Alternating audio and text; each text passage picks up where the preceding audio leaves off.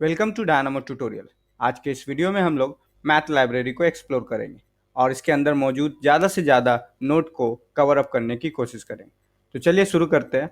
शुरू करने से पहले अगर आप इस चैनल पर नए हैं और हमारे चैनल को सब्सक्राइब नहीं किए हैं तो प्लीज़ जल्द से जल्द सब्सक्राइब कर लें।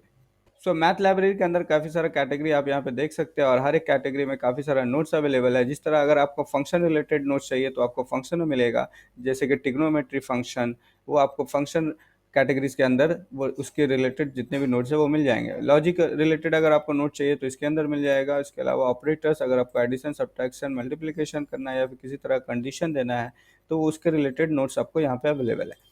और इसके अलावा अगर यूनिट कन्वर्जन करना है आपको तो वो यूनिट कन्वर्जन के लिए आप इसके अंदर जाएं। इसके अंदर आपको यूनिट कन्वर्जन नोट्स अवेलेबल है। तो आइए चलिए सबसे पहले ऑपरेटर कैटेगरीज के नोट को एक्सप्लोर करते हैं और उसके बारे में जानते हैं। जैसे ही आप इस कर्सर को किसी भी नोट्स के ऊपर ले जाएंगे तो उसका डिस्क्रिप्शन पास में आपको शो कर दिया जाएगा। जैसे कि आप देख सकते हैं कि ये नोट सब्सट्रैक्शन के लिए यूज़ किया जा रहा है। इसके लिए अगर इस कंडीशन के तौर पर आप यूज़ कर सकते हैं। अगर आपको कंडीशन फाइंड करना है कि डज नॉट इक्वल टू के लिए तो ये इस नोट को आप यूज़ कर सकते हैं। मल्टीप्लिकेशन के लिए आप यहाँ पे स्टार मार्क्स देख सकते हैं, इंडिकेट किया गया था। मल्टीप्लिकेशन के लिए ये इस नोट का इस्तेमाल किया जाता है। डिवीजन के लिए आप ये इस नोट का इस्तेमाल कर सकते हैं। इसके अलावा एंड ऑपरेटर यहाँ पे अवेलेबल है जिसके थ्रू आप बुलियन वैल्यूज़ को आप मैनिपुलेट कर सकते हैं। एम्परसेंड या रिमाइंडर फाइंड करना हो तो आप इसका इस्तेमाल कर सकते हैं। एडिशन के लिए है। सब्ट्रैक्शन, लेस देन, सॉरी माफ कीजिएगा, आपको लेस देन कंडीशन का इस्तेमाल करना है तो वो ऑपरेटर यहाँ पे अवेलेबल है। इसके अलावा लेस देन इक्वल टू भी है, इक्वल टू का भी नोट्स अवेलेबल है, greater than and greater than equal भी है। इसके अलावा और ऑपरेटर भी अवेलेबल है जिसके थ्रू आप boolean values, specially false value को मैनिपुलेट कर सकते हैं। सबसे आखिर नॉट ऑपरेटर अवेलेबल है जिसमें आपको अपोजिट ऑफ बुलियन वैल्यूज मिलेगा। तो चलिए सबसे पहला सब्ट्रैक्शन नोट्स का इस्तेमाल करते हैं और जानते हैं इसका इस्तेमाल किस तरह किया जा सकता है। जैसे ही आप इनपुट पोर्ट पे ठहरेंगे तो वहाँ पे इनपुट रिलेटेड आपको इन्फॉर्मेशन मिल जाएगा। यहाँ पे आपको एक्स वैल्यू देना है, आप एक वैल्यू भी दे सकते हैं, आप लिस्ट ऑफ वैल्यू भी दे सकते हैं। यहाँ पे सिमिलरली वाई के केस में भी आप सेम तरह का इनपुट दे सकते हैं। तो चलिए सबसे पहले एक सिंपल से वैल्यू देते हैं। डबल क्लिक करके कोड ब्लॉक का एक नोट को कॉल करेंगे, इसमें 5 देते हैं और इसके साथ ही और एक कोड ब्लॉक को डबल क्लिक करके कॉल करते हैं और इसमें 3 वैल्यू देते हैं। एंटर करने के बाद अब यहाँ पे एक्स वैल्यू एक 5 हो गया और अपना वाई 3 हो गया। तो यहाँ पे आप देख सकते हैं कि रिस्पांस आपको आउटपुट यहाँ पे मिल जाएगा। अगर इस आउटपुट को आपको फ्रीज करना है तो इस पिन बटन को क्लिक कर दीजिए। ये आपका आउटपुट फ्रीज हो चुका है।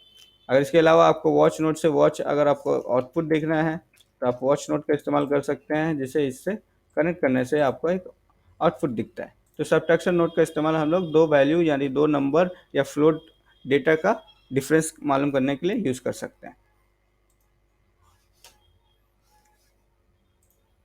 सिमिलरली आप एडिशन, सब्ट्रैक्शन और डिवीजन भी कर लेंगे। नॉट इक्वल टू आपको करके मैं दिखाता हूँ। अगर सपोज सिमिलर एक्स वैल्यू 5 ही देता हूँ और वाई वैल्यू 3 देता हूँ तो यहाँ पे आप देख सकते हैं कि ट्रू दिखा रहा है कि X and Y are not equal, that's why it is showing true. True value का इंडिकेशन ये हुआ कि आपका जो एक्स वैल्यू है और वाई वैल्यू एक नहीं है।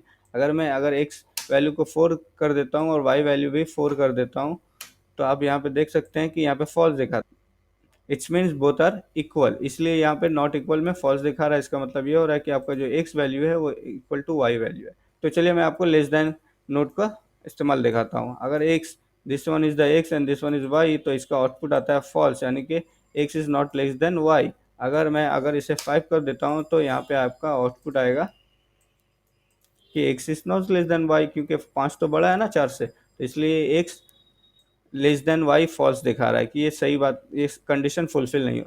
अगर ये कंडीशन फुलफिल नहीं होता है तो वैल्यू फॉल्स आएगा। अगर ये कंडीशन फुलफिल हो जाता है तो ये वैल्यू ट्रू आएगा। अगर आप यहाँ पे 3 देते हैं तो यहाँ पे देखिए ये वैल्यू आपको ट्रू शो कर रहा है, क्योंकि 3 इज लेस देन 4। यस, सही बात है, तो इसलिए ये ट्रू दिखाया है। सिमिलरली आप सारे नोट्स को भी एक्सप्लोर कर सकते हैं। इसके अलावा कुछ रिमाइंडर्स नोट्स को मैं आपको शो कर दे रहा हूँ।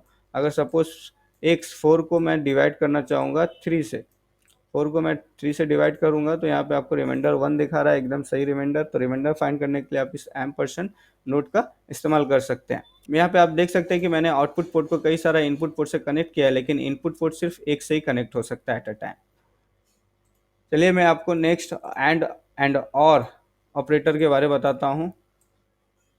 चलिए आगे बढ़ते हैं और जानते हैं और ऑपरेटर के बारे में। और ऑपरेटर मेनली बुलियन वैल्यूज को मैनिपुलेट करता है। तो चलिए बुलियन वैल्यू के लिए बुलियन डेटा टाइप को एंटर करना पड़ेगा। तो बुलियन डेटा टाइप को एंटर करने के लिए मुझे बुलियन नोट को कॉल करना होगा। उसके लिए आप यहाँ पे सर्च करें बूलियन, ये रहा हमारा बुलियन।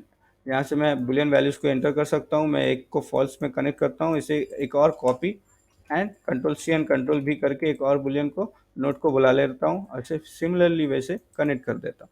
तो आप यहाँ पर रिस्पॉन्स आपको क्या मिलेगा, फॉल्स फॉल्स है तो आपको रिस्पॉन्स फॉल्स मिलेगा। अब और ऑपरेटर जनरली क्या करता है कि अगर एक भी वैल्यू ट्रू रहेगा तो आपको ट्रू वैल्यू देगा। यहाँ पर देख सकते हैं एक भी अगर true value X and Y में से एक भी अगर ट्रू मिलता है तो वो आपको ट्रू देगा। तो उस केस में आप इसका इस्तेमाल कर सकते हैं। और इसका ठीक उल्टा है, यानी कि फॉल्स के केस में अगर आपको चाहिए तो वह एंड ऑपरेटर आप यूज़ कर सकते हैं। अगर आपको फॉल्स वैल्यू चाहिए, एक भी फॉल्स वैल्यू रहने से फॉल्स वैल्यू आना चाहिए, तो आप उस केस में एंड ऑपरेटर का यूज़ कर सकते हैं। अब यहाँ पर देख सकते हैं दो फॉल्स वैल्यू रहने से भी फॉल्स, एक फॉल्स है तो फॉल्स, किसी एक में भी एक फॉल्स वैल्यू रहने से फॉल्स देगा। अगर दोनों ही ट्रू है तब in that case true value देगा। तो मैं उम्मीद करता हूँ कि ऑपरेटर के जितने भी यहाँ पे नोट्स अवेलेबल है उसके रिलेटेड सारी जानकारी आपको मिल गई होगी। आप यहाँ पे सारे ऑपरेटर को ईजिली आप यूज़ कर सकते हैं, इसका इस्तेमाल आप अपने स्क्रिप्ट में आसानी से कर पाएंगे।